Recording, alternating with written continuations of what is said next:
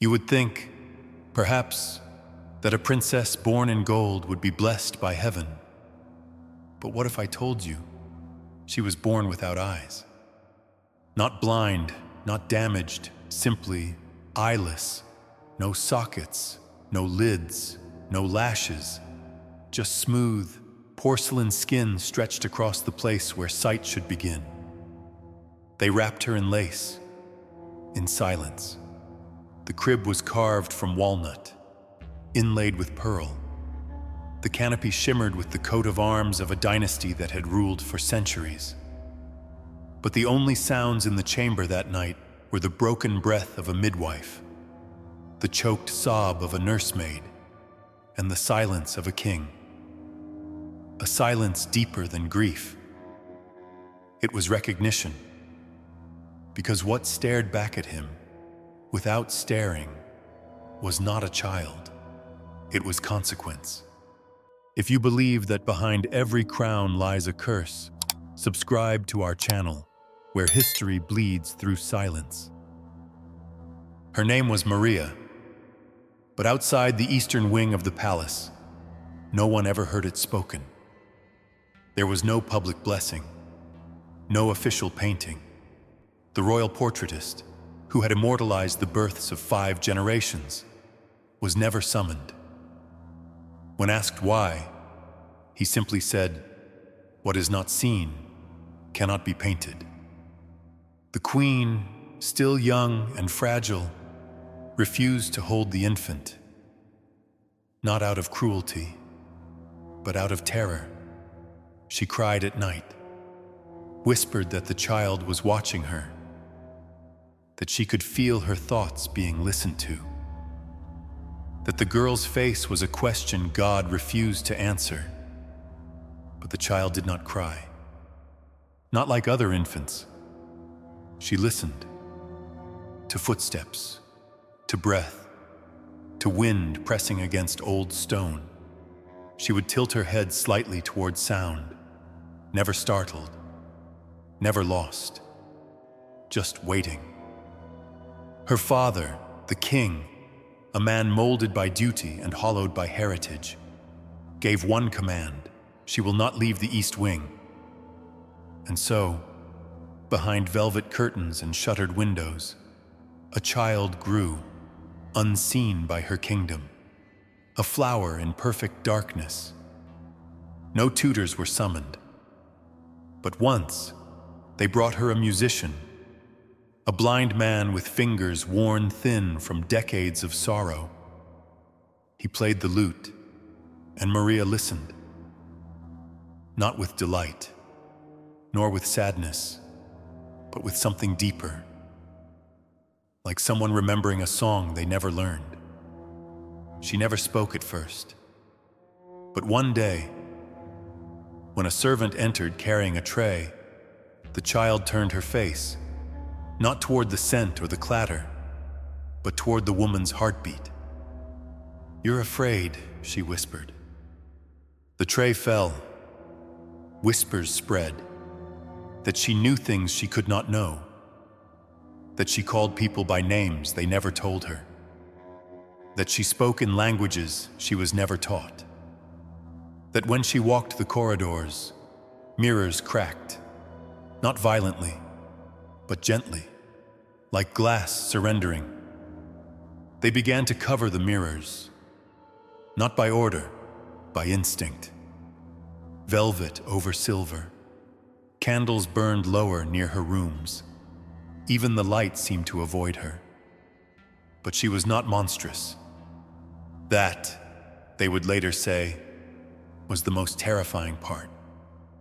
She was beautiful, not in the way of paintings or poetry, but fragile, sculpted, almost holy, hair pale like winter sun, skin untouched by time. Her face was incomplete, yet somehow whole.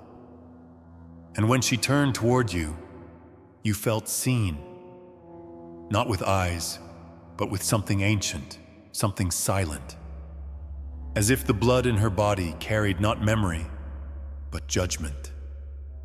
And still, she grew. alone, unwritten, undeniable.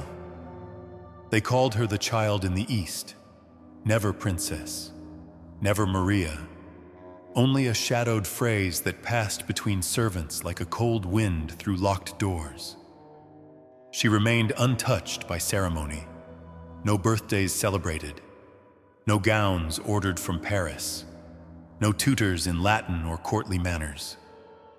Instead, there was silence. A harpist came once, years after the blind man vanished. She asked him, before he even played a note, why he was grieving. He dropped his harp and left that same night. The maids began walking faster past her chamber. Priests avoided looking in her direction. Even the queen refused to mention her name. It was as if her presence carried weight that language could no longer hold. But she listened to everything. She knew the cooks were stealing wine. She knew the queen was ill long before the royal physician did. She whispered to a handmaid, "Your brother will not return from sea." He didn't. She could not see, but she could feel when someone entered a room and hated themselves. And they said that when she turned her face toward you, you didn't feel judged. You felt exposed, as though your skin wasn't enough to hide the rot inside you. By the time she was 13, there were rumors that the Eastern Wing was cursed, walls that echoed too clearly, candles that refused to burn, paintings that peeled on their own. One night, a visiting countess entered the wrong hallway. She said she heard a girl singing, soft and slow, in a voice that did not belong to this world. The countess left the palace the next morning without explanation. Whispers grew louder, that the girl was not blind, but prophetic, not cursed, but divine, that she spoke with angels, or perhaps things older than angels, that she was punishment for sins no one had dared name. One winter, the king declared a month of mourning. No one had died. But tapestries were drawn, dances canceled, masses held with extra incense. Some say it was for the queen. She had not spoken in weeks. Others said it was for something else. Because that was the winter Maria stopped eating. Not from illness, not from grief, but from something quieter, a stillness that wrapped around her like a second skin. They found her one evening, seated on the floor beside the harp, her hands resting gently on the strings, not pressing, not moving, just touching, waiting. They called for the priest, not the royal one, a different one, old and afraid. He stayed in her room for 6 hours. When he emerged, he did not speak, only crossed himself and left the palace forever. No death was announced. No bells rang. But the Eastern Wing was sealed the next day. Windows boarded, doors bricked, not as punishment, as preservation.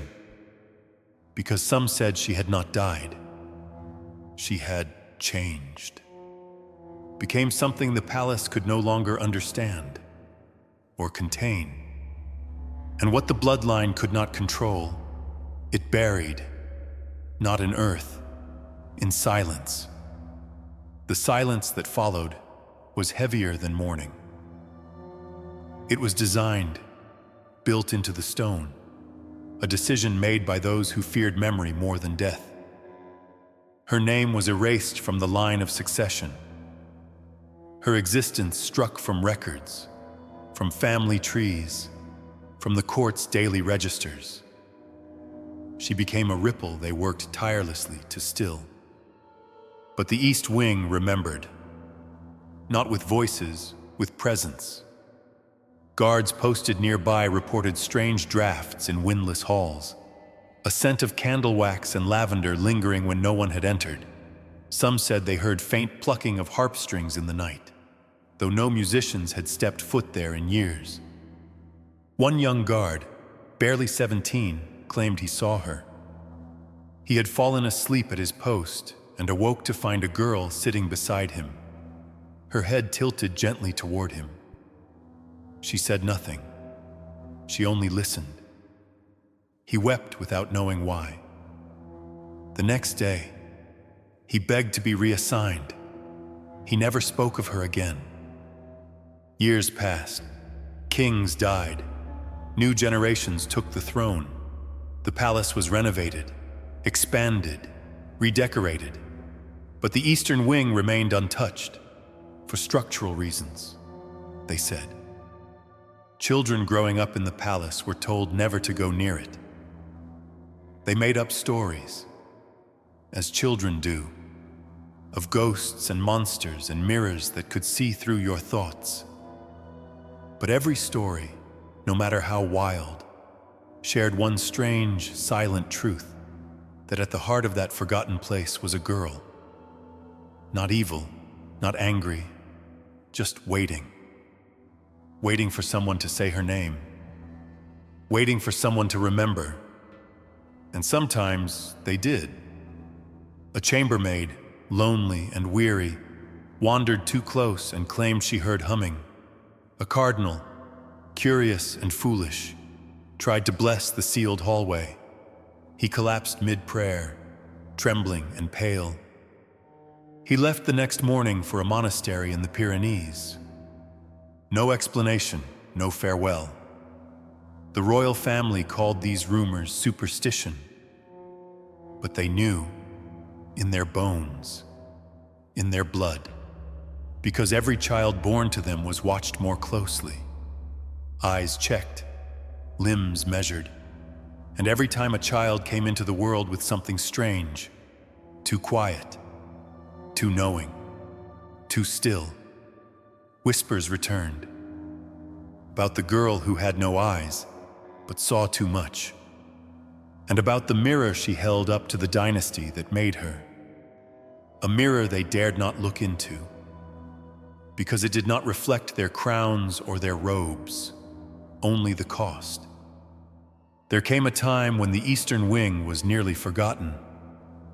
The old courtiers who remembered her had died or disappeared.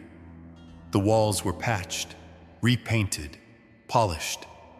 The throne passed into hands that never held her name, and the new royals called it myth, a tale to frighten children, a fiction born of boredom and superstition. But the palace itself knew better. Stone does not forget what blood tries to erase. There was a winter, long, bitter, and still, when a visiting foreign queen stayed in the palace. She was young, clever, and curious. She had heard the rumors and, unlike her hosts, she didn't flinch from them. One night, draped in fur and wine-warm, she slipped from her chambers and wandered alone, lantern in hand, into the old wing. They found her the next morning, kneeling in the dust of a bricked corridor, face pale, lips moving silently. Her maid tried to lead her away. She would not rise. It took 3 men to carry her back. She spoke only once more. Weeks later, before leaving the country and vanishing from all public life, she said she heard me thinking. That was enough. The royal family ordered the Eastern Wing permanently sealed, not with bricks this time, but with sanctity. A chapel was built around it, encasing the space in stained glass and incense. No one was allowed to pray there. No sermons were delivered. It became a chapel in name only, a ritual of forgetting. And still, there were signs. A musician once paused outside the walls and said he could hear an unfinished melody. A maid said the dust never settled near the old door, no matter how often she swept. A child once wandered close and whispered that someone had called her name. The child's name was Maria. No one had ever told her the story. They sent her away. And so the curse continued, though it was never truly a curse. It was the weight of consequence, disguised in mystery. The echo of a girl born not broken, but exact. A child who could not see the world because she was born to show it to itself. Not through eyes, but through silence. And for centuries, the palace wore that silence like a cloak. Elegant, heavy, untouchable. It became tradition to avoid mirrors in certain rooms, to draw curtains in particular corridors, to never speak the name of the wing that no longer existed. And yet, in moments when the light flickered strangely, when the harpist's string broke without reason, when a child stared too long at nothing, someone would always wonder, was she still there? Was she ever really gone? She was never truly gone, because what they tried to bury was not her body. It was the truth, and truth, once born, does not die. It waits. In the silence between footsteps, in the breath someone holds without knowing why, in the sudden chill beneath a silk canopy, though the fire still burns. Generations passed, bloodlines shifted, names changed, but her absence remained a presence. The space she once filled, sealed and shadowed, held weight, not of memory, but of reckoning. Somewhere deep inside the palace, behind stones older than nations, there was a room no one dared enter, not because of fear, but because of guilt. The girl born without eyes had become something more than legend. She was the mirror no crown could shatter, the story no historian could rewrite, because she was not malformed. She was perfectly shaped by the very system that created her, a royal line that folded in on itself, generation after generation, driven by pride disguised as preservation, by power masked as piety, by blood that ran too tight, too pure, too poisoned. And in the soft flesh of her face, where no eyes blinked, no lashes grew, that truth stood naked. She had no voice in court, no title, no portrait, no epitaph. But she never needed them, because the walls remembered, and so did the mirrors they covered, and the tapestries they replaced, and the children who woke crying without knowing why. She was not a curse. She was the answer to a question no one dared ask. What happens when power feeds only itself? It creates beauty with no eyes, innocence with no protection, a child with no place in the world that made her, yet more real than the world itself. They crowned others, built statues of conquerors, wrote anthems for kings, but none of them were remembered like her, because her silence echoed longer than any trumpet, her stillness weighed heavier than any throne. And in that forgotten wing, behind velvet and stone, beneath prayers never spoken aloud, she waits. Not for revenge, not for redemption, but for someone to finally look and not turn away. If this story opens something in you the history books never dared touch, subscribe. Because we don't just tell stories, we dig up what the silence tried to swallow. We let the dead speak, and we ask the living to listen. Subscribe now. Let the shadows speak.